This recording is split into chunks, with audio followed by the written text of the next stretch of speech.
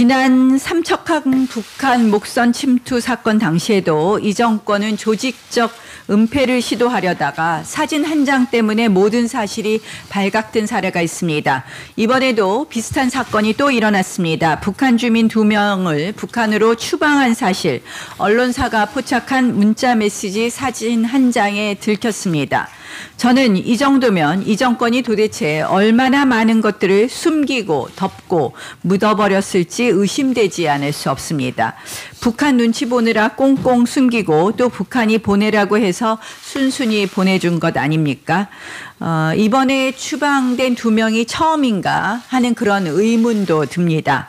또 이번 사건은 이 정권의 북한 주민에 대한 인식의 심각한 문제점을 고스란히 드러냅니다. 북한은 우리 헌법상 명백한 대한민국 영토입니다.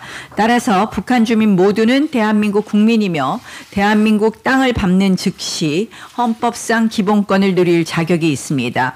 헌법 17조는 변호인의 조력을 받을 권리를 보장하며 27조는 법관에 의한 재판을 받을 권리를 보장합니다. 또한 재판에 의하여 형이 확정될 때까지는 무죄로 추정되기도 합니다. 저는 이번에 추방된 북한 주민 2명이 왜 이런 국민의 기본권을 누릴 기회를 갖지 못했을까 하는 그런 부분도 이해가 가지 않습니다.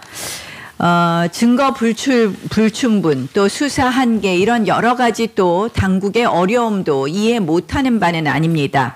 그러나 이렇게 주먹구구식으로 우리 헌법과 모순되는 추방 결정을 그것도 비밀 내에 내린다는 점은 도무지 납득할 수가 없습니다.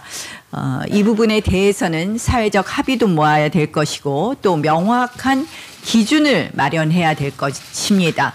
앞으로 어떠한 기준에 의해서 어떠한 정도의 범죄를 흉악범이라고 할 것인지 이런 부분이 굉장히 조심스럽게 우리가 결정하고 신중하게 기준을 정했어야 한다는 점을 다시 한번 강조합니다. 만약에 또 이러한 결정이 자유를 향한 탈출을 꿈꾸는 수많은 북한 주민들 입장에서는 공포의 선례가 될 수 있다는 점, 그러한 점도 우리가 함께 보아야 한다는 문제입니다.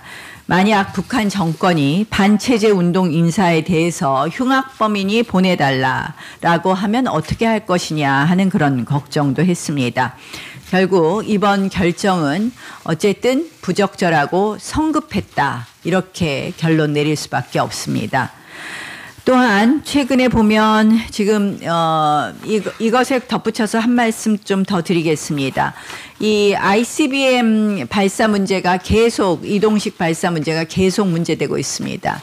저희가 굉장히 유의해서 보는 것은 이동식 발사가 가능한 것, 그리고 고체 연료가 사용되기 시작한 그러한 점 자체가 실질적으로 우리의 방어 체계를 굉장히 무력화하고 특히 킬체인을 무력화한다는 점에서 늘 우리가 유의 깊게 강조하고 보아온 부분입니다.